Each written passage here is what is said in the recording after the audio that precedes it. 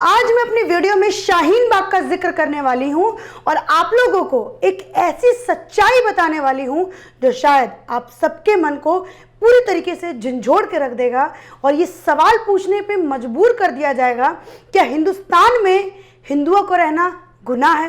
क्या हिंदुस्तान में हिंदू होना गुनाह है?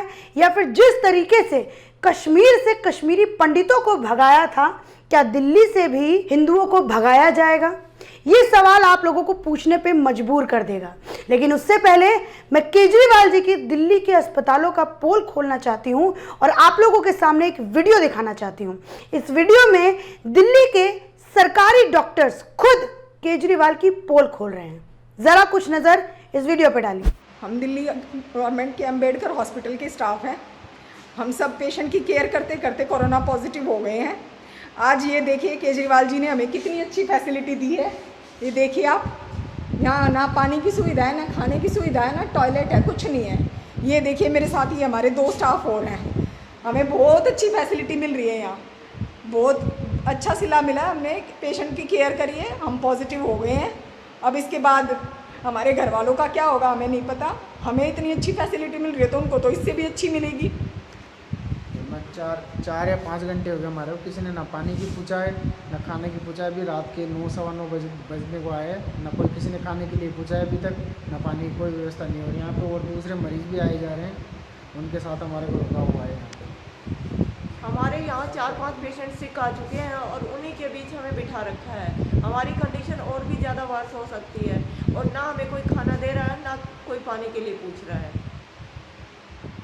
आपने देखा किस तरीके से सरकारी डॉक्टर्स ये बोल रहे हैं कि केजरीवाल ने क्या कुछ व्यवस्था उन डॉक्टर्स के लिए किया है।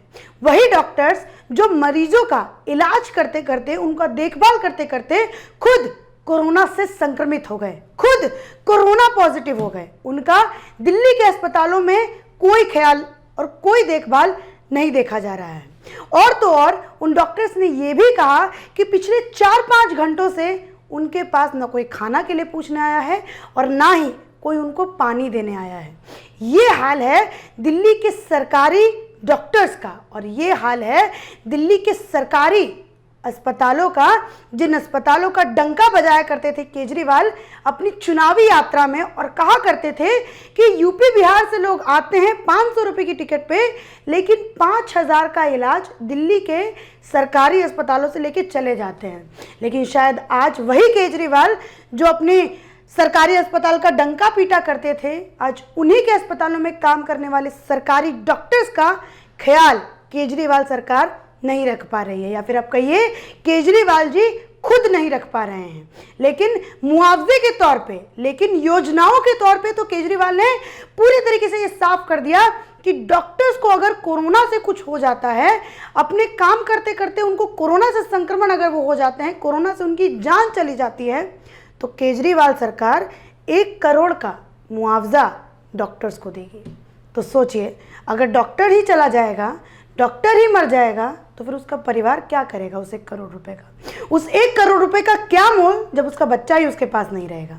यही बात है जो केजरीवाल सरकार की गवर्नमेंट हॉस्पिटल्स की पोल पूरी तरीके से खोल रहे हैं। अब चलते हैं शाहीन बाग के मुद्दे पे और आपको बताते हैं कि शाहीन बाग में ऐसा क्या हुआ जो आप सबकी नींदें उड़ा के रख देगा। आप लोगों को पता है कि इस लॉकडाउन का, देशव्यापी लॉकडाउन का सबसे बुरा असर किस पे देखने को मिला है? तो आपके मन में सबसे पहला नाम आएगा गरीबों पे और मजदूरों पे। इन्हीं लोगों का नाम आएगा। इन बेचारों को तो पहले से ही अर्थव्यवस्था की मार झेलनी पड़ रही थी, मंदी की मार झेलनी पड़ रही थी और अब केजरीवाल के नेताओं की वजह से उनको जात पात और राजनीति की भी मार झेलनी पड़ रही है। आपको बता देंगे पूरा मामला क्या है। इस पूरे मामले के जड़ तक जाते हैं और आपको पूरी घटना बताते हैं कि इस पूरी घटने में है क्या। ओखला विधानसभा सीट में आने वाला मदनपुर खादर की नहर के 2 जगह की आज मैं आप लोगों को बात बताने वाली हूँ, दाईं तरफ और बाईं तरफ। बाईं तरफ आता है शाहीन बाग, जहाँ पे मुस्लिम बहुल इलाका है, और दाहिने तरफ आता है सरिता विहार जो कि हिंदू बहुल इलाका है। लेकिन जब राशन बांटने की बात आती है तो मुसलमानों को चुन चुन करके राशन बांटा जाता है, तो वहीं हिंदुओं को ये बोल करके भगाया जाता है कि आप लोग तो कीड़ा मकोड़ा हैं और आप लोग हमें वोट नहीं देते, इसलिए हम आपको राशन भी नहीं देंगे। आप लोग हैं कौन? ऐसे सवाल उन गरीबों से पूछा जाता है, क्योंकि वो उनकी गलती केवल मात्र इतनी है कि वो हिंदू हैं। उनकी केवल मात्र इतनी गलती है। आपको बता दें, ओखला विधानसभा सीट के जो एमएलए हैं उनका नाम है अमानतुल्लाह खान। वही अमानतुल्लाह खान जो कि जब दिल्ली में सीएनआरसी के दंगे हो रहे थे तो ताहिर हुसैन के साथ साथ एक और नाम उछला था, जो नाम था अमानतुल्लाह खान, जिसने पूरी दिल्ली को जलाने में और दिल्ली के युवाओं को भड़काने में अपना बहुत बड़ा रोल अदा किया था। लेकिन उसके ऊपर भी केजरीवाल चुप थे, ये बोलते हुए कि हमारे विधायक ने कुछ भी नहीं किया। इस पूरे मामले की जानकारी रोहित कुमार चौधरी ने दी, जो कि आईआईटी के पीएचडी स्कॉलर हैं। उन्होंने बताया कि वो लॉकडाउन के समय जगह जगह पे अपने साथियों के साथ मिलकर सर्वे करते हैं और जिस भी जगह पे उनको लगता है कि कोई व्यक्ति या फिर किसी व्यक्ति का समूह जो है परेशान है या किसी तरीके की परेशानी में है, तो वो उनकी सहायता करते हैं अपने अपने स्तर पे। तो ऐसे ही किसी इलाके में वो चले गए सरिता विहार।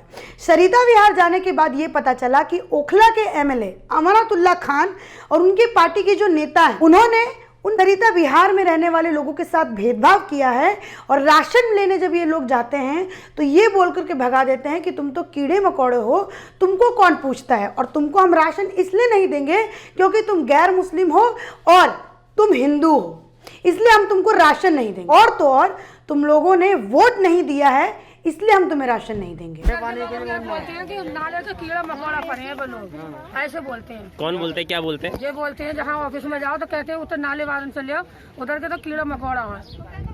ऐसा कौन बोलता है? और क्या, वही लोग बोलते हैं जो उनके मन में आ जाती है, वही बोल जाते हैं। जब भीड़ भाड़ होती है तो हम लोगों से गलत बोलता है, ऐसा सब लोग, फिर हम जाते ही नहीं। बोला आप लोग को राशन वासन कहीं पे कुछ मिलने का नहीं हो रहा है? गरीब आदमी कोई सुनने वाला नहीं है भाई हम तो भूखे रहे, प्यासे आदमी चुके में पड़े। गरीब आदमी बस गाँव जा रहा तो गाँव नहीं जानते रहा लोग, सैनबाग से लौटा रहा आदमी को मान को भाग रहा डंडा ले लेकर। ठीक है। एक और बड़ी बात यहाँ से निकल करके आई है कि जो उस इलाके में राशन बांटते हैं वो उन्होंने पूरा मुस्लिमों का लिस्ट बनाया हुआ है कि उस पूरे इलाके में कौन कौन मुस्लिम रहता है और कौन कौन नॉन मुस्लिम रहता है। जो मुस्लिम है उस इलाके में रहने वाले उनको चुन चुन करके राशन दिया जा रहा है, लेकिन जो नॉन मुस्लिम्स हैं उनको कीड़ा मकोड़ा करके भगा दिया जा रहा है, उनके साथ भेदभाव हो रहा है। लेकिन अभी यहाँ पे कोई भी वकील, कोई भी बड़ा नेता या फिर कोई भी लिबरल गैंग उठ करके सामने खड़ा नहीं होगा कि अब अभिव्यक्ति की आज़ादी नहीं हो रही है। लेकिन अगर यहीं पे मुस्लिम को नहीं दिया जाता, नॉन मुस्लिम को दे रहे होते, तो शायद लिबरल गैंग्स का पूरा समूह आगे खड़ा हो जाता और ये बोलता कि भारत में तो एक सेकुलर कंट्री में भेदभाव किया जा रहा है एकमात्र समूह को, और इस्लामिक फोबिया भी कहने लगते कुछ लोग, और ट्विटर पे ये भी ट्रेंड करने लगता #इस्लामिक फोबिया। भारत में तो मुस्लिमों के ऊपर प्रताड़ना हो रही है। लेकिन अभी वो भी पत्रकार सामने नहीं आएंगे जो लोग ये बोलते थे कि हम गरीबों के मसीहा हैं और हमारा चैनल सच दिखाता है। अब वो भी पत्रकार सामने नहीं आएंगे कि हिंदुओं के साथ सच में भेदभाव हो रहा है और इस्लामिक फोबिया नहीं है, हिंदू फोबिया हो चुका है हमारा सेकुलर भारत। एक और बात यहाँ पे सामने निकल के आई है जो कि साफ साफ बताता है कि सच में ओखला के सीट के अंदर जिसके एमएलए अमानतुल्लाह खान हैं उनके साथ भेदभाव हो रहा है, हिंदुओं के साथ भेदभाव हो रहा है। आपको बता दें, जब इन सरिता विहार के लोगों से बात किया गया, इन महिलाओं से बात करी गई, तो इन महिलाओं ने बताया कि हम यहाँ के एमएलए के पास भी गए, लेकिन अमानतुल्लाह खान ने क्या किया, वापस से इन लोगों को उन्हीं दुकानों में भेज दिया जहाँ पे लंबी लंबी लाइनों में लोग खड़े हो रहे थे, और तो और उन लोगों को भगाया जा रहा था। पहले ही मैंने बताया कीड़ा मकोड़ा बोल करके, वापस से उन्हीं दुकानों पे भेज दिया ताकि हम लोगों को राशन ना मिल सके। ये पूरी प्लानिंग अमानतुल्लाह खान की है, केजरीवाल सरकार की है, जो कि अपने आप को सिर्फ और सिर्फ सेकुलर बोल करके मुस्लिमों की सहायता करते हैं, जो अपने आप को एक पढ़ा लिखा मुख्यमंत्री करके लेकिन राजनीतिक गलियारों में रोटी सेकने के लिए एकमात्र वर्ग के लोगों की सहायता लेते हैं और एकमात्र वर्ग के लोगों के ऊपर ध्यान देते हैं। तो मेरी सारी बातों का सारांश यही है कि रोहित जैसे भी बहुत सारे लोग हैं जो कि गरीबों की अपने अपने स्तर पे आकर के लोगों की मदद कर रहे हैं, लोगों का ध्यान रख रहे हैं और अपनी सोसाइटी में एक चेन बनने की कोशिश कर रहे हैं। और अमानतुल्लाह खान जैसे भी बहुत सारे लोग हैं जो कि सोसाइटी में एक पॉइजन की तरह काम कर रहे हैं, और एक वो ऐसे लोगों की तरह काम कर रहे हैं जो इस समय भी, ऐसे बुरे वक्त भी, लॉकडाउन के समय में भी खाली जात पात, राजनीति और धर्म, इसको देख रहे हैं और अपने धर्म को सबसे ऊपर रख करके और मानवता को नीचे रख करके देख रहे हैं। इसके साथ मैं अपनी बातों का अंत करती हूँ और आप लोगों से एक सवाल पूछती हूँ, क्या फ्री के चक्कर में जो 2019 का जो इलेक्शन हुआ, क्या उसके चक्कर में, फ्री के चक्कर में, क्या दिल्ली अब दूसरा कश्मीर बनने वाला है? और इसका असली जिम्मेदार कौन है? क्या वो जनता जो फ्री की लालच में आ गई, या फिर वो राजनेता जिसने जनता को फ्री का लॉलीपॉप दिया? कमेंट करके ज़रूर से ज़रूर बताएं और जितना हो सके इस वीडियो को शेयर करें, क्योंकि हमारी आवाज़ लोगों तक पहुंचना बहुत ज़रूरी है। बहरहाल, अगर आप लोगों को ये वीडियो अच्छा लगा हो तो इसको लाइक कर दीजिएगा। अगर आप राजधर्म को फॉलो करना चाहते हैं ट्विटर पे, इंस्टाग्राम पे, फेसबुक पे, तो डिस्क्रिप्शन बॉक्स में हमारा लिंक दिया हुआ है, जाइए और फॉलो कीजिए और चैनल को तुरंत सब्सक्राइब कीजिए। धन्यवाद।